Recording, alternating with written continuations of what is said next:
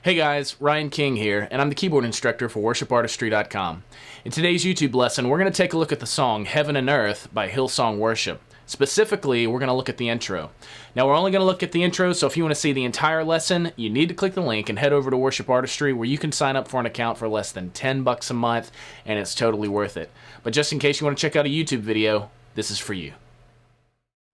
The intro kicks off with a big drum groove, and at the very beginning of it, you might hear a pad underneath, and that's really just transitioning out of a tune that was prior on the album. And so typically, when I've done this song live, it just starts off with a drum groove, and then we kick in with the full band on measure 3. When you do kick in on the intro, it sounds like this. 2, 3, 4.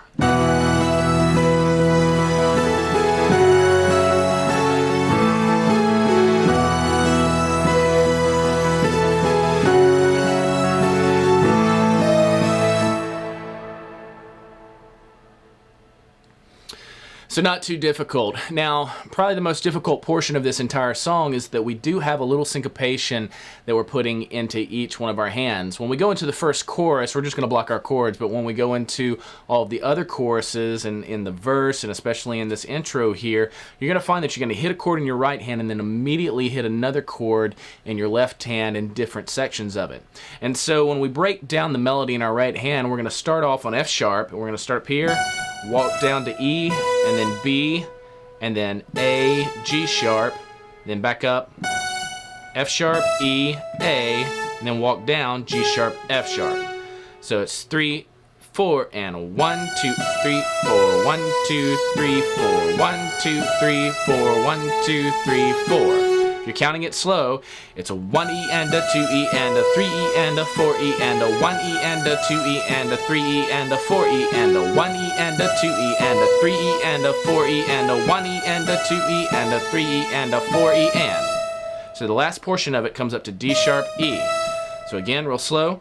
1E and a 2E and a 3E and a 4E and a 1E and a 2E and a 3E and a 4E and a 1E and a 2E and a 3E and a 4E and a 1E and a 2E and a 3E and a 4E and a.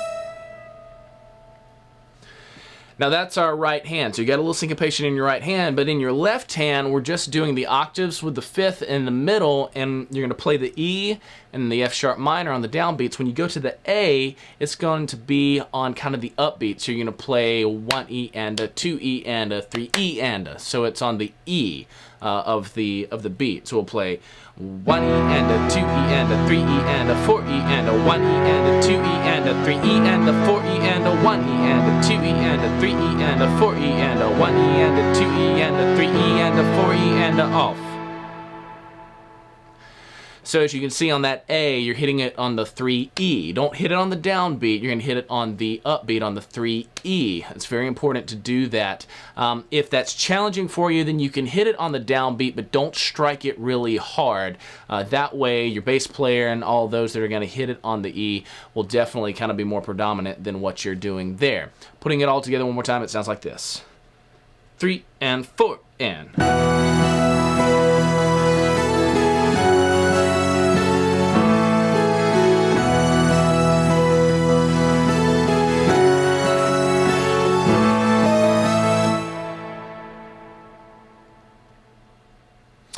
And that's the intro. The other thing to be aware of is whenever you're using Omnisphere, when you're doing anything that has like automatic movement in it with arpeggiators or modulation, envelopes, those sorts of things, you have the option to choose between syncing it to a click track or to a tempo, and you can choose to sync it using legato, note, or song position. Now when you're recording, song position is going to be probably your best option because it kind of tracks where you are in the song.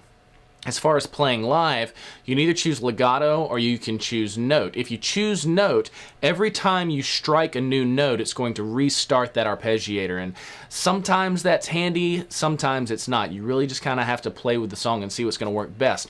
Legato, what that means, it's similar to note, but whenever I get ready to change, I can hold my sustain pedal, and right as I'm changing to that A, like when we push it, as I move to that A and I hit the A and let off of my sustain pedal, the arpeggiator just continues. It doesn't start over whenever I hit that A.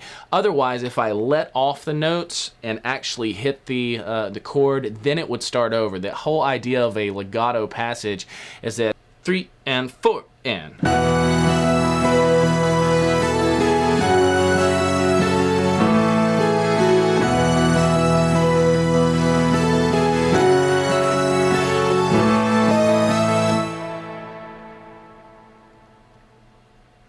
You're playing one note and then striking the next while letting go of the previous note, that sort of thing, rather than it being separated notes like 1, 2, 3, 4. As you're hitting 2, you're letting go of 1, if that makes sense. So you kind of have to play with that inside of Omnisphere. So right now, the way that I've got it set up is legato. If I'm doing any kind of recording, I would set it up to song position. But when I play live, I'll usually set it to legato unless it really needs to be on a note kind of setting. So just definitely, kind of practice around with that. So again, this is the intro. Make sure you take a look at your sheet music down below, work through the loop video a few times, and let's move on to the next part of the lesson.